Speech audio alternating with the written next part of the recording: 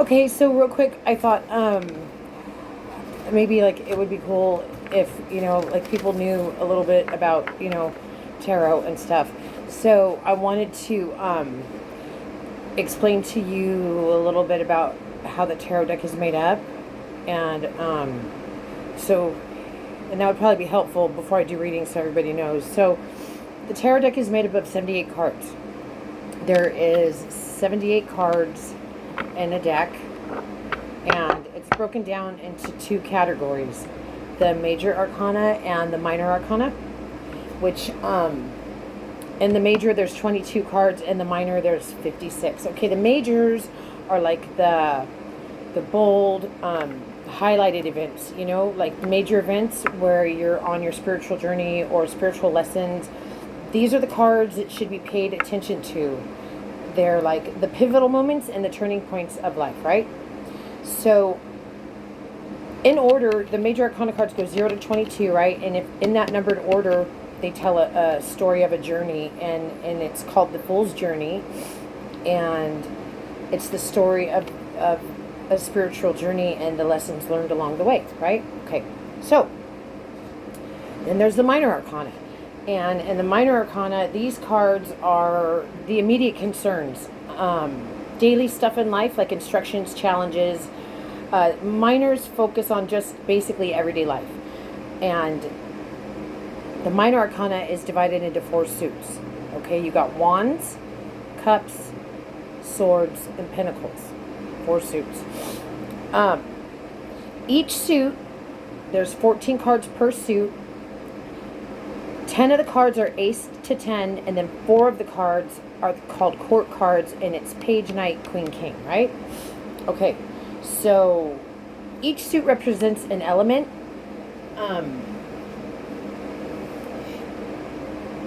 Each element has its own aspect and theme, right? So, okay, and then the courts usually represent people. They have personal traits, stages of growth, physical characteristics, or just representing the querent themselves or people in the querent's life. The querent is the person that I'm doing the reading for, would be the querent or the client, whatever. Okay, so there's wands. Elements fire. Okay, wands are all about action and energy. Since it's fire, it also has a zodiac, and that's Aries, Leo, Sag, all the fire signs. Okay, then there's cups. The element's water, and that's about intuition, relationships, emotion. Water signs, Cancer, Scorpio, and Pisces. Then there's swords, that's air. That represents thought and communication. Zodiac signs, Gemini, Libra, and Aquarius. Then we have pentacles, which is earth. Taurus, Virgo, Cap, and that represents family, home life, job, financial stability, stuff like that. Okay. The court cards, to me, so pages would represent people under 25 that are female. This is for me how I read. Not everybody has the same thing. Knights are under 25, represent males under 25. Queens, 25 and older, more mature. Kings, 25 and older, more mature. But pages also can be messengers, depending on how I'm feeling it in the reading. So messengers with messages regarding that element. You see what I'm saying? So like the page of cups would have a message regarding relationships and love and emotion and intuition. Do you get it? Right? Okay. The knights can also represent, if not a person, an action, right? So an action for that suit. So like or Knight of Swords would be action of like thought or communication. That, you know what I mean? Are you getting it? Okay.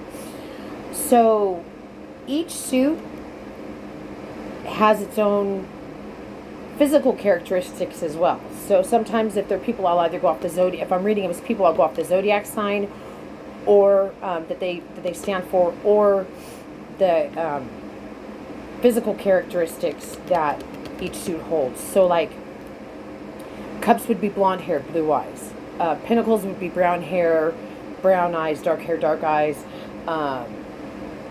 Wands, fire, that would be like reddish, auburnish hair, hazel eyes or brown eyes. Swords would be like dark hair, gray hair, blue eyes, gray eyes, kind of like that. You see what I'm saying? Okay. Anyhow, it's a lot because the cards all have like so many different meanings. So like the cards can be interpreted as just general messages. They can be interpreted as love, as career and finance, as spiritual messages, as people, as intentions, as obstacles, as outcomes, as advice, as God, it's just so much. It's so much. But so what I thought I would do is I thought I would like, every once in a while, like take a card from the tarot and like give you guys some information about it. So I thought today I would start with the Fool, the first card in the Major Arcana, the Fool card, right? And some information about the Fool card. So it's number 0, right? And his planet is Uranus, and his astro is Aquarius. The element is air. The symbol is an ox. The meaning is instinct. The chakra is the crown chakra. That's spiritual connection. And the root chakra, which is survival. And yes or no, it would be yes. For yes or no tarot, it would be a yes.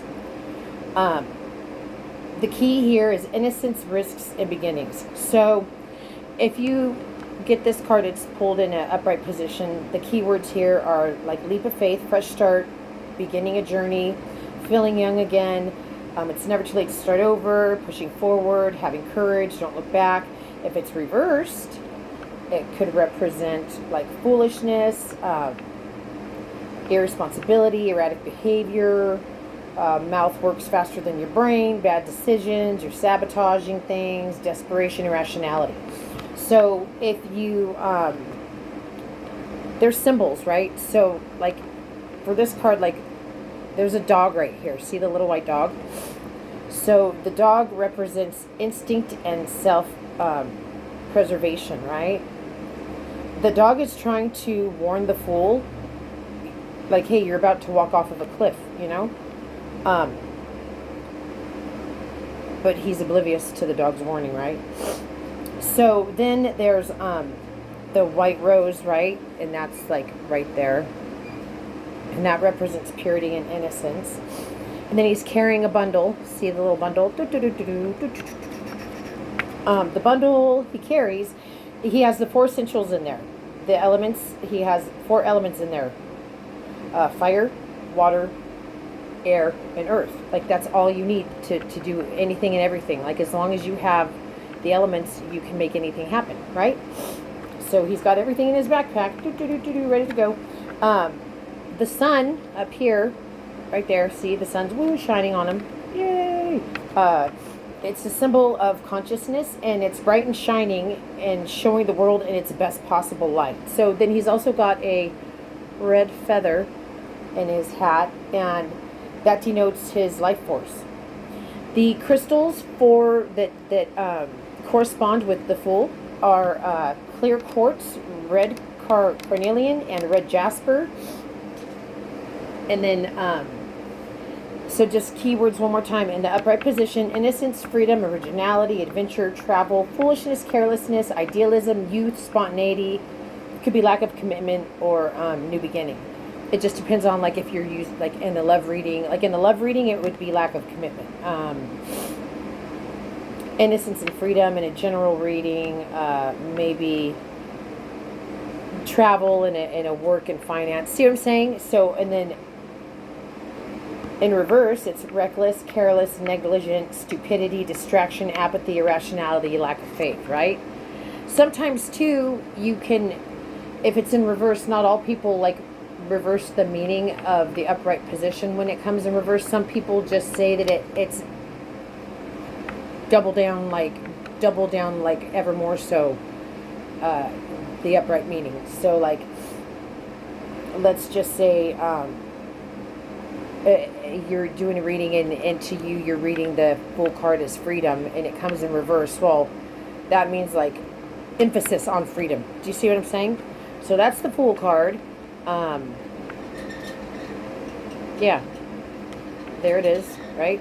So there's that. And And then next, I'll go in order. So like next will be the Magician, and we'll go in order. We'll do majors first, and then we'll do minors, and in between we'll do readings, and we'll talk about my relationship with God. So it's going to be all of the things. So much fun. Never know what it's going to be or when, but all right. So there's your tarot lesson for the day. Hope you got all that. Hope I made sense. Hopefully that helps a little bit. All right. Talk to y'all later.